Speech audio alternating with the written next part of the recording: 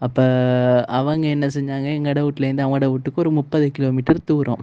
அப்ப எங்கட வீட்டுக்கு வந்திருந்தாங்க. "சாமான எடுத்து வைங்க. நான் வந்து எடுத்துட்டு போறேன்னு" சொல்லியிருந்தான். சரின்னு சொல்லிட்டு நான் சாமான்லாம் எடுத்து வச்சிருந்தேன். அவங்க வந்திருந்தாங்க. வந்துட்டு அவங்க சனிக்கிழமை திருப்பி அவங்களோட ஊருக்கு போறேன்னு சொன்னாங்க. அப்ப சரி நீங்க எடுத்துட்டு போய்ட்டு கொண்டு குடுங்க. நான் எடுத்து வச்சுக்கிறேன்னு சொன்னேன்.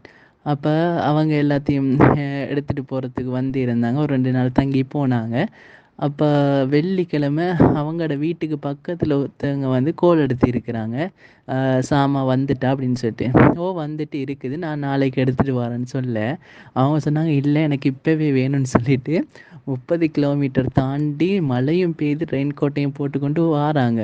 வந்து அந்த ஆயில் எடுத்துட்டு போறாங்க. அப்ப நான் யோசிச்சேன், "அடே இவ்வளோ தூரம் இந்த ஒரு ஆயிலுக்காக வேண்டி வாராங்கண்டா, அது எவ்வளோ ஒரு பிரயோஜனமா இருந்து குடுத்திருக்கும் அவங்களுக்கு ரிசல்ட் குடுத்திருக்கும்."